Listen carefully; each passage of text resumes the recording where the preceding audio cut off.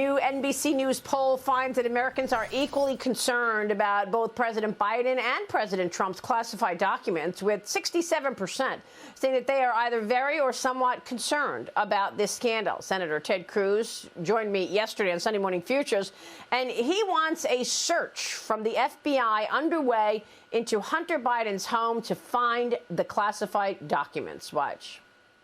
This email is unusual in the Hunter Biden emails. There's a level of scholarship and erudition that if it magically appeared, somehow it doesn't appear in the other emails he's sending. The obvious question is, what was he cutting and pasting from? I also believe it is critical for the FBI to search Hunter Biden's home and office residences to make sure there are no classified documents there. Joining me right now is the Washington Examiner's chief political correspondent and Fox News contributor, Byron York. Byron, it's good to have you this morning. Thank you so much for being here. The email that Ted Cruz was referring to is an email from Hunter Biden to his business partner, Devon Archer, back in 2014. But, you know, you've seen this email, correct? Oh, yes. Yeah. So the email is so specific. Biden. Yeah. Yeah, it's April 13th, 2014. It's from Hunter Biden to his business partner and fellow Burisma board member, Devon Archer.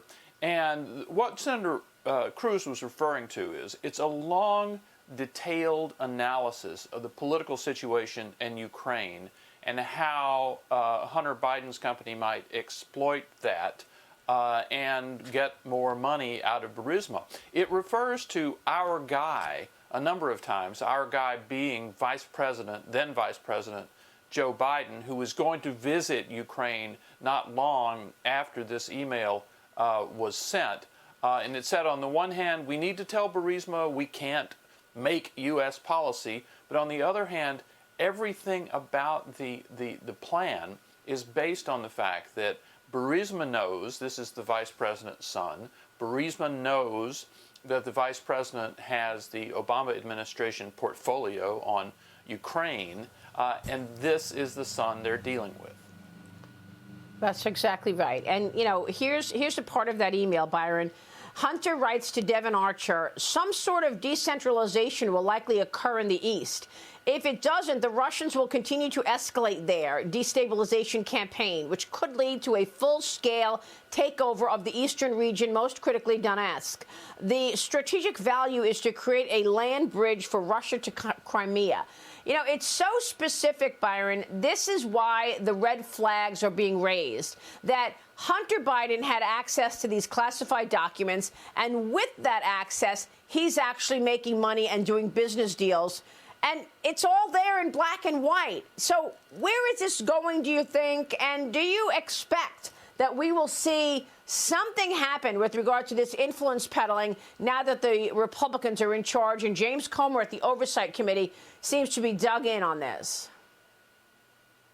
Well, we're now seeing kind of a merger between the Joe Biden document scandal and the Hunter Biden laptop scandal, because a lot of people have remarked that Hunter Biden was living in the house in Wilmington at a time the documents were there, and by the time, and some of that period was actually on crack and acting very irresponsibly. So there are actual concerns about having Hunter Biden around these classified documents. On the other hand, earlier in 2014, we were just discussing, this email does suggest that Hunter Biden has inside information about the political situation in Ukraine, very, very well informed on a level that you don't see elsewhere in the laptop documents.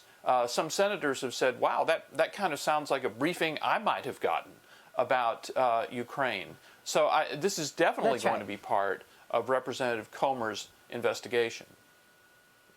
So now you've got Ted Cruz calling for a search into Hunter Biden's homes to find potentially more classified documents. One senator made a comment to me over the weekend, Byron, that this whole thing has gotten Merrick Garland really upset and, uneasy with what to do next because the DOJ was totally expecting to indict Donald Trump.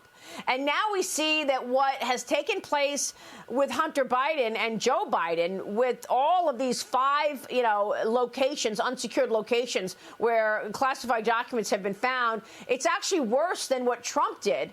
How is he going to indict Trump and not do more against Biden? Well, it sounds like a pretty difficult job. I mean, we have seen in public a number of top Democrats appear actually embarrassed about the Joe Biden classified documents matter. And the reason they're embarrassed was they spent months trashing Donald Trump for having, for allegedly mishandling classified documents, just trashing Trump. And now, of course, it turns out that President Biden, the Democratic president, also had classified documents, also mishandled classified documents. So you're right, they don't quite know what to do. There's one big similarity we should point out about this, is that both in the Biden document case and in the Trump document case, we, the public, don't know what the documents are. Are they the most serious, most sensitive secrets of the United States government, or are they things that maybe shouldn't have been classified in the first place? And I wrote about it this last week because Avril Haines, the director of national intelligence, briefed the Senate Intelligence Committee, and they wanted to know the answer to that question, and she refused to tell them, refused to give them any information about the nature of the documents in both the Biden case and the Trump case. Yeah, she's saying go pound sand, basically. That's how I began the show yesterday on Sunday Morning Futures, this stonewalling from the DNI. They are, I mean, and this is Republicans and Democrats. They say we need to understand what these documents are, what we're talking about, but she said no.